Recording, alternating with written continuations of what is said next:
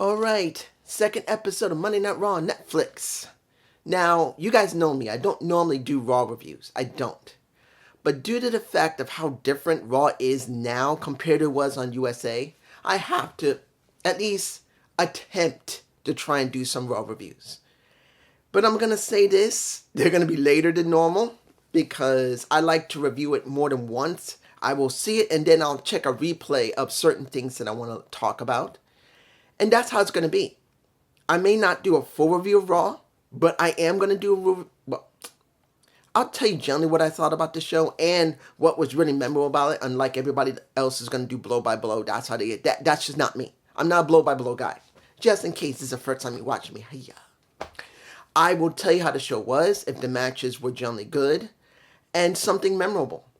Now, after what happened on the first night, I was not fond of that show. It was not that good. It was not. Particularly, Real American Beer. That one was bad. That was bad. I don't care what you think. It was not a great show. Now, was it trash? No, but it was not a great show. This one was a little better.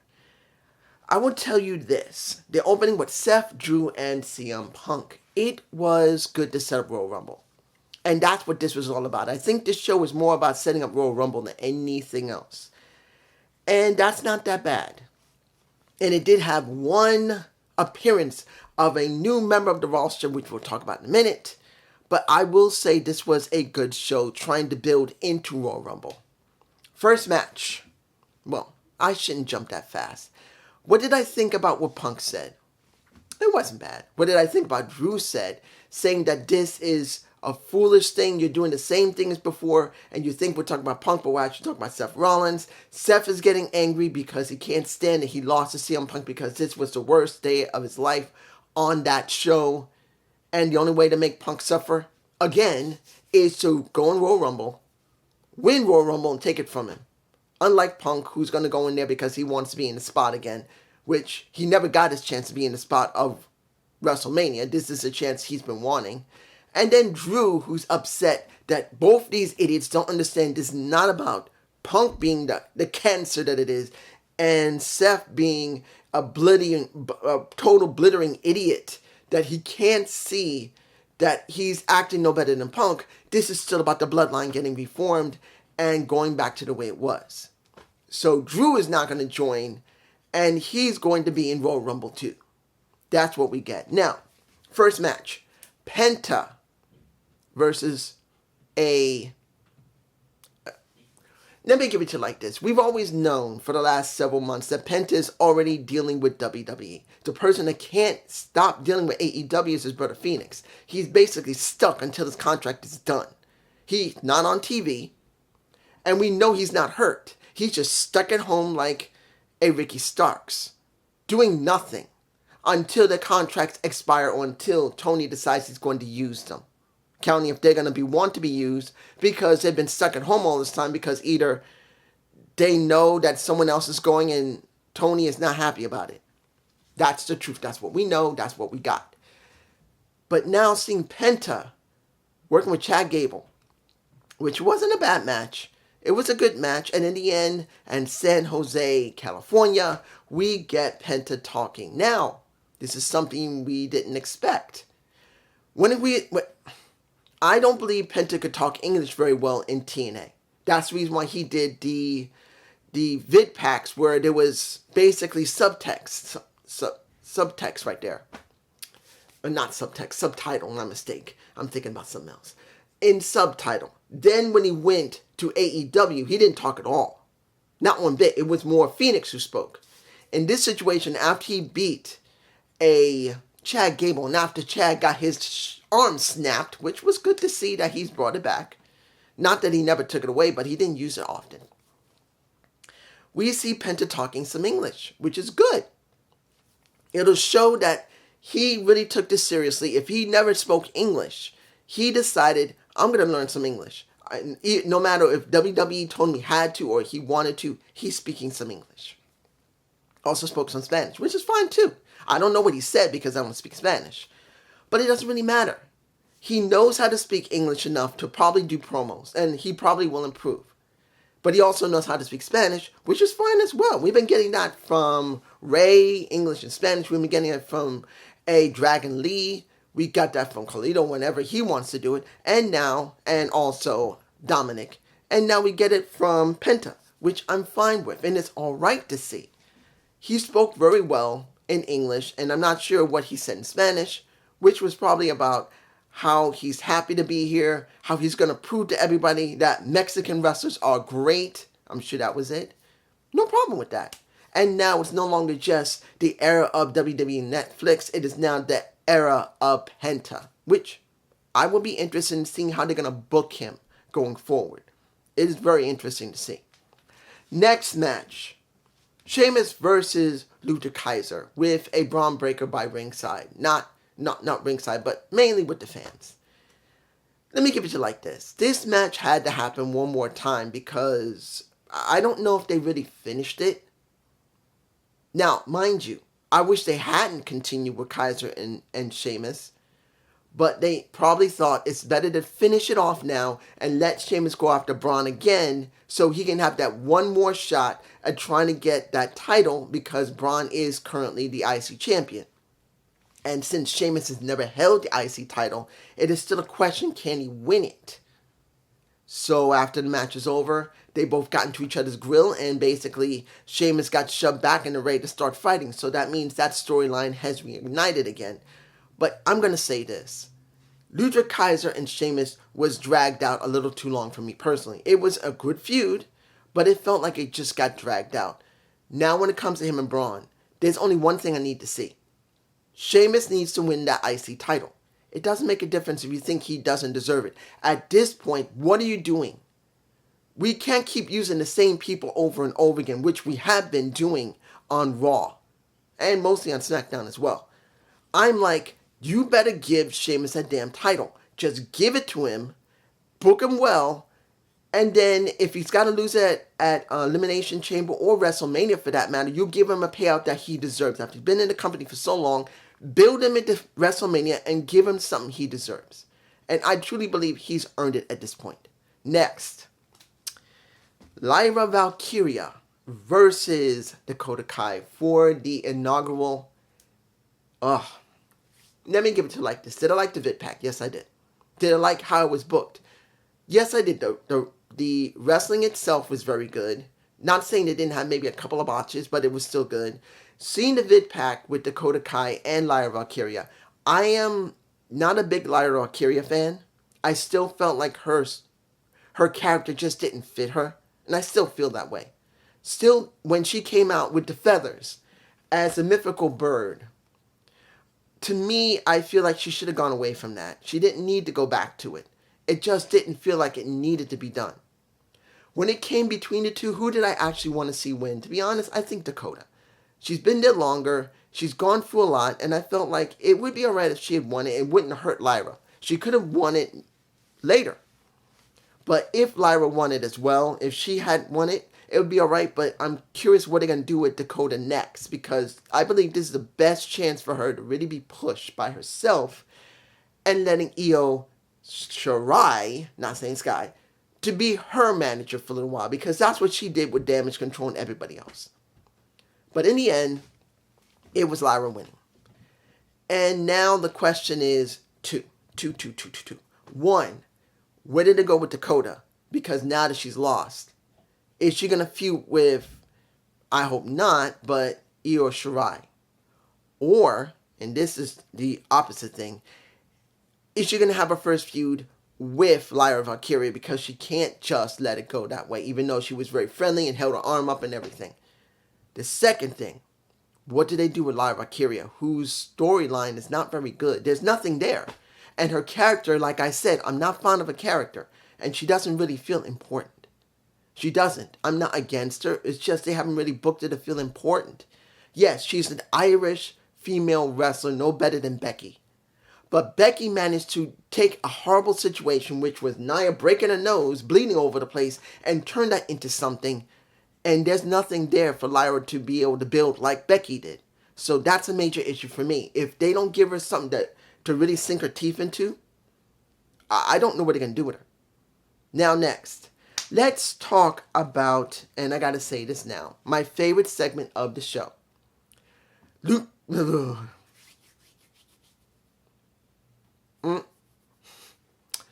When you see Gunther, he's saying everyone is having all this drama, but the real importance is my damn title, and we get Jay coming out.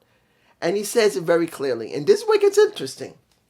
Because on Netflix, Jay can take a little bit more levity in what he wants to do. And you could hear either it was Michael Cole or Pat McAfee laughing their ass off, because once he does his yeet, once he does his talking to, well, he does the yeet first, and he all excited, and he's come out to talk, but then he got himself a little bit of wedging. He's going, I got a heart on now. And everyone just, you could hear one of either Pat or a Michael Cole laughing, because normally wrestlers do not honestly show that they're horny or they got a heart on because they're excited. And Jay just grabbed his junk, and one of them laughed well, you could hear it on the mic, one of them laughed. A brief laugh. Was that the right thing to do? Well, it's kind of hard to tell with Netflix how far they're going to go. So, is it funny what he did? Yeah. Is it right what Pat or Michael Cole did? I don't know. This is still the second episode. I don't know how far they're going to go before they realize, and I'll get to Jay in a moment. Let's make this clear. Being on Netflix, you can do whatever the fuck you want. I'm not saying they should curse every day. It just depends on what they're going to do and how far they're going to do it. During the Attitude Era, they went as far as they wanted to go. But they knew that there were points where they can only go so far. Because if they didn't, they'd get their ass in trouble with the FCC. Here in Netflix, they're not regulated. Netflix, they'll say either they got a lot of people saying, hey, we don't like this, and then they'll take that to WWE and they can adjust. Until then, I don't know how far they're going to go with this. And that's going to be a big question. Will they show any nudity on there? Particularly got kids there. Were they going to start cursing their asses off, kind of like what's going on in AEW? Are going to have a little bit of what they used to be and a little bit more edgier? I don't know. But Jay said, you want someone credible? You want someone who got something? That's me. I will show you at Saturday Night Main Event. So that's going to happen on the 25th, I believe. But Gunther said, look, Jay, I faced you twice. I beat you twice. Think about it. He actually was acting respectful. I faced you twice. I beat you twice.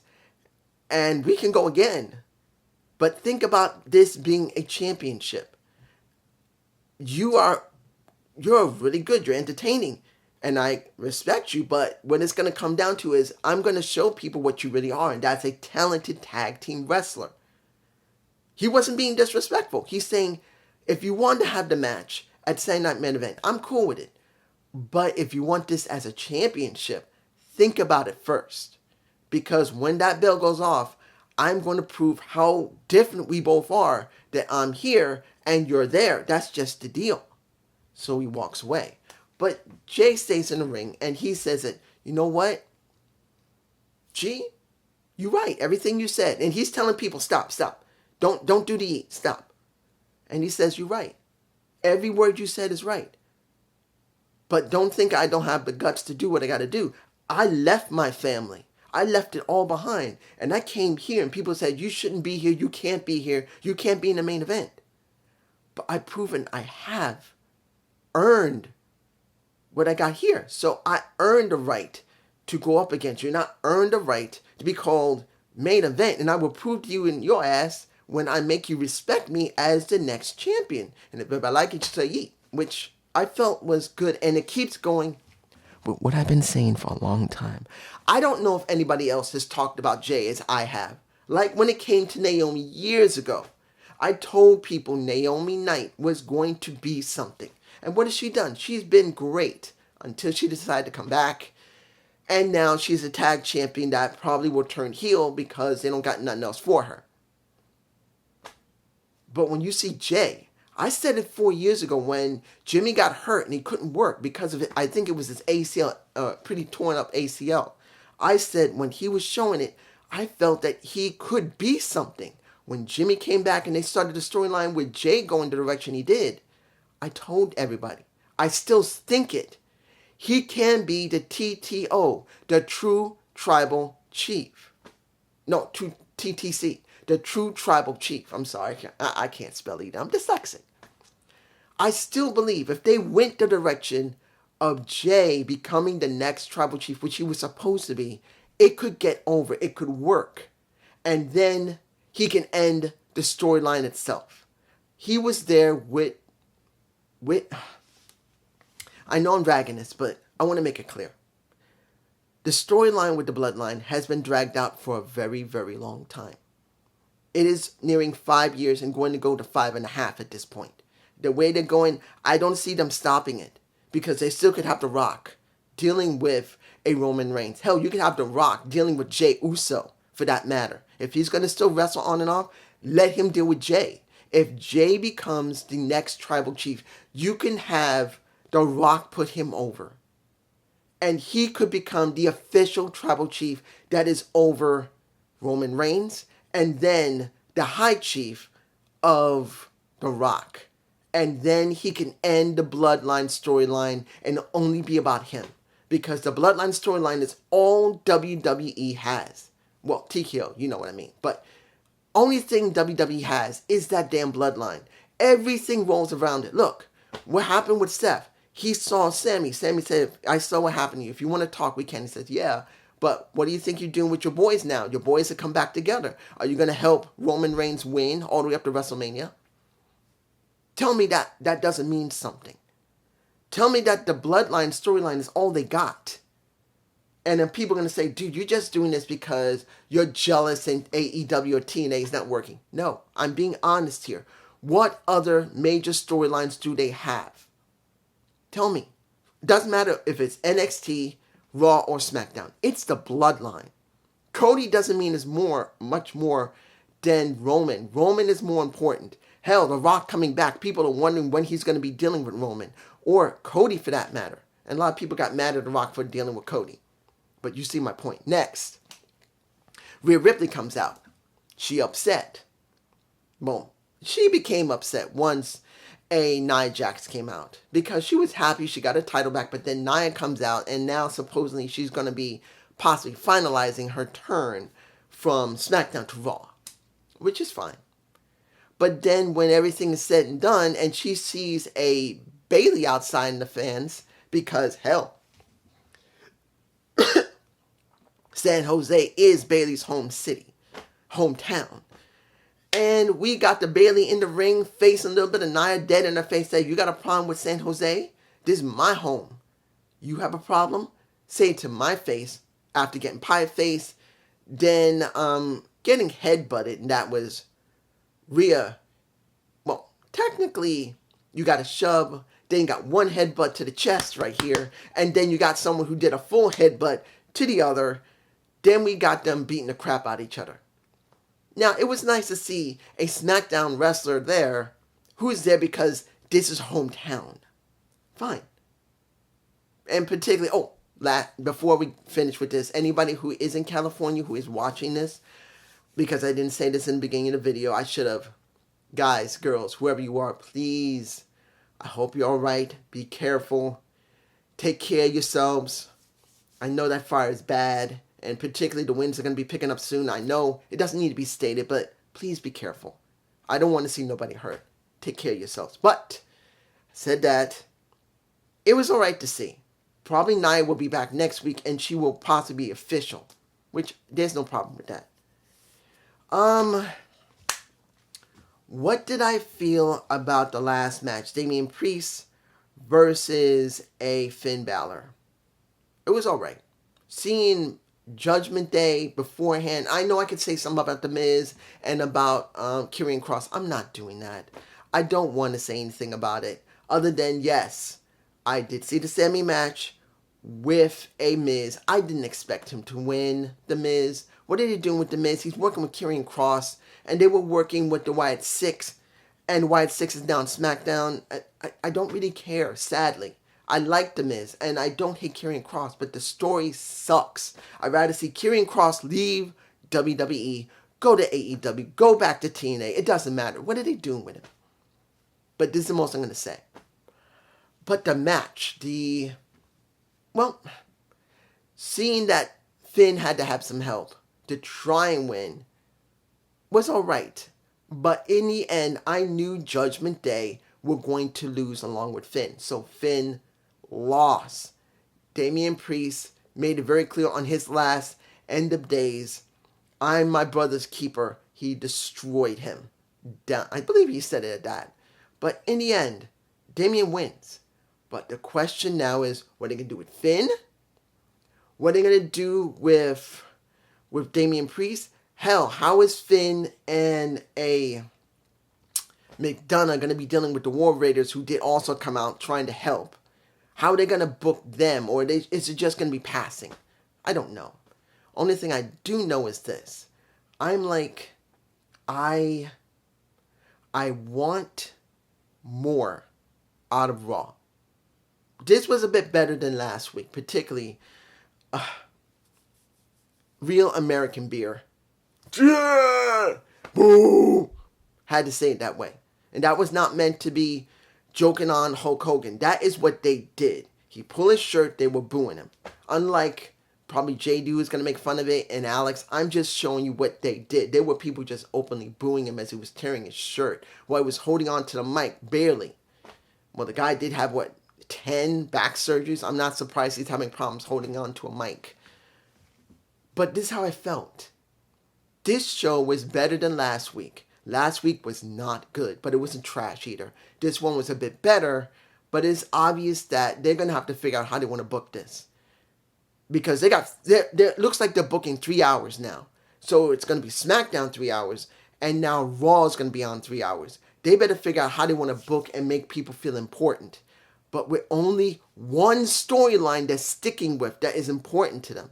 And now you're going to say, I know people are going to say, what about Cody and KO? That's still a good story. It's not the main story. This is the Bloodline storyline. This is Cody and KO. There's nothing here. They're here. They need stuff here. That's what we got. And that's a major problem. Nobody wants to address it. Maybe, I don't know if JD's going to address it, or Alex. Alex, from last week, he seemed to really like it. But I think he said it was okay-ish. No, that was for SmackDown. Raw, he was fine with, to a certain extent. Peace.